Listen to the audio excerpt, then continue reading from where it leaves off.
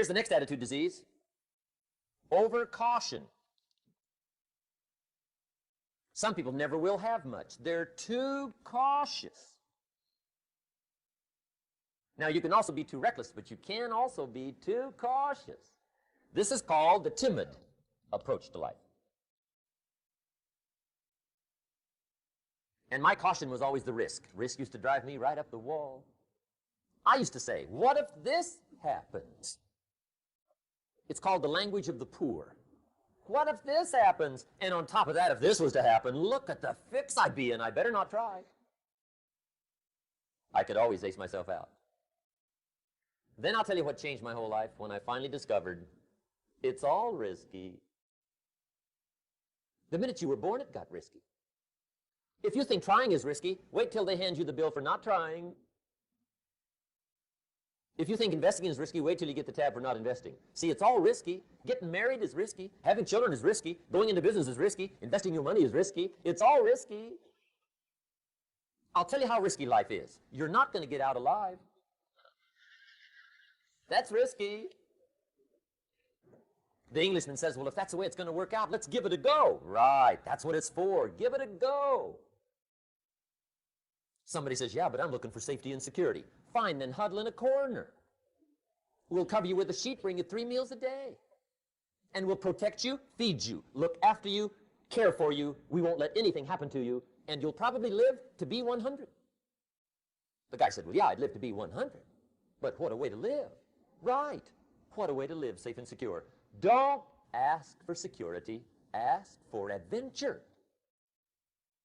Better to live 30 years full of adventure than 100 years safe in the corner. And see, it's not important how long you live. What's important is how you live. Here's the next attitude disease. We're almost through with this motley list. In fact, we're almost through. Hang on. The next one is pessimism. Pessimism, the deadly disease of always looking on the bad side, the problem side, the difficult side, checking all the reasons why it can't be done. The poor pessimist leads an ugly life. He doesn't try to figure out what's right. He tries to figure out what's wrong. He doesn't look for virtue. He looks for faults. And when he finds them, he's delighted. How ugly. This is the poor guy who looks through the window, doesn't see the sunset. He sees the specks on the window.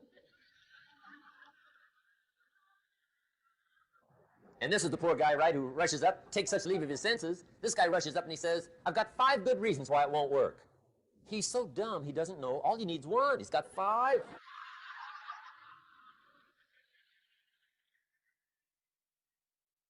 To the pessimist, the glass is always half empty. To the optimist, the glass is half full. Why would the same measure affect people 2 different ways? Answer, it all depends on how you look at it. Our lives are mostly affected by the way we think things are, not the way they are. The way we think they are affects us most. There's a subject we don't have time to get into tonight called better thinking habits. One of the major things Shoaff taught me when I met him, he said, poor thinking habits keeps most people poor. Not poor working habits. Most people work hard, but they don't think hard. And Shoaff taught me that the mind is like a factory, a mental factory. And whatever you think about all day long pours ingredients into this mental factory. And that's what builds the economic, social, financial fabric of your life. He quoted me a Bible phrase that says, as you think, so you become. How awesome. When he talked about poor thinking habits, he had me. I used to start the day reading the morning newspaper. I mean, you can believe that or not. I'd get a cup of coffee and read the paper. I'd load up on wars and riots and murders and stabbings and killings and bank robberies and muggings and car wrecks and tragedies. I'd even read the back pages. I seem to like that stuff for some weird reason. I'd load up on all that, and then I'd start the day. You can imagine the kind of days I used to have. You walk around on your financial knees. They call you economic peewee.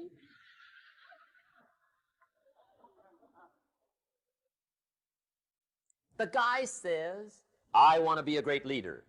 Wonderful. The first thing we do is follow him to his house. When we get there, we walk in and check his library, number 1. Somebody says, well, why check his library? The reason is because what a man reads pours massive ingredients into his mental factory, and the fabric of his life is built from those ingredients. You would not believe what some people have got in their house to read. You would not believe. One of the best dressed up words I know for a lot of it is trash. Can you imagine dumping a barrel of trash into this mental factory every day and coming out with a rich, dynamic, positive life? It can't be done. You might as well try making a cake with cement. The kids back in Danbury, Connecticut, high school, they're asking me questions one day. I'm talking to the kids. Kids got good questions these days. One of them said to me, Mr. Rohn, how do you build the good life? I said, it's simple. It's not easy, but it's simple. Here's how you build anything. Select the right ingredients, keep out the wrong ingredients, and it starts with thought. Everything starts with thought. So you must be wise and careful what you think about, because that starts everything. You got to be wise and careful. I asked the kids, what would happen if somebody dropped sugar in my coffee? They said, well, you'd be okay. I said, what if somebody dropped strychnine in my coffee? They said, well, you'd be dead. I said, correct. Lesson 1. Life is both sugar and strychnine. You gotta be careful. I said, what if my worst enemy drops in the sugar? They said, will you be okay? I said, what if my best friend, even by accident, drops in the strychnine?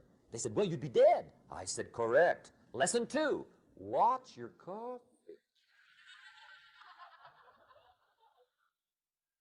You got to be careful. See, it doesn't matter who hands you the bad stuff.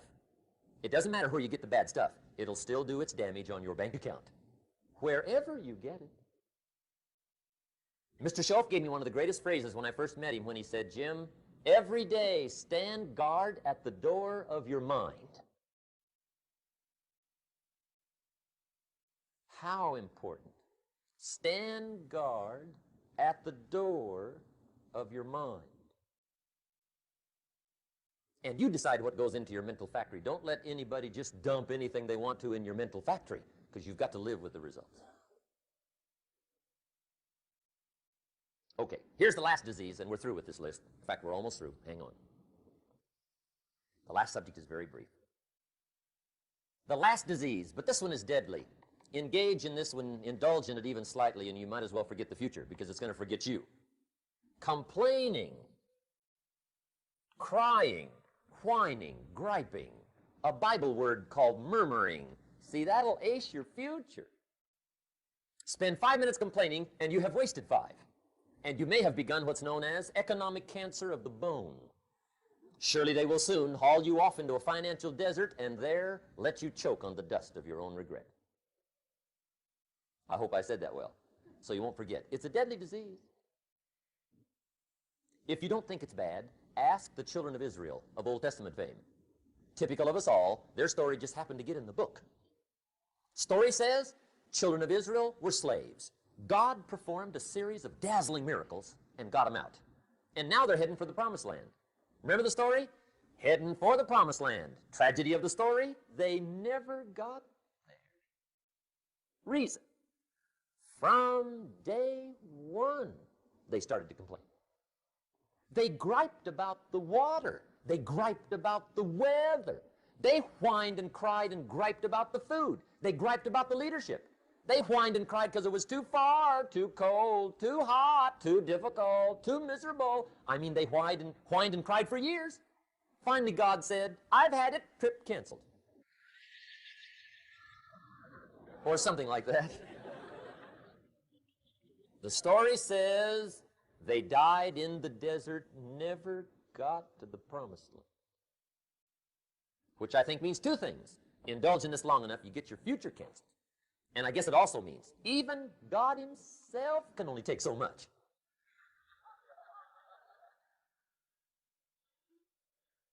Okay. Just be on the lookout of the things that can destroy all the good you start. The war is on. And this evening, tomorrow, mentally, personally, socially, economically, You got to make sure you're winning the war, and this is part of it. Thanks for watching. If you found this video helpful, press that like button. Also, if you'd like to help support this page, there's a support page where you can buy me a coffee. The link is in the description. Every donation is used to create better quality videos for you, and it allows me to keep the content free. Thank you so much for your support. Also, make sure you follow and share this page.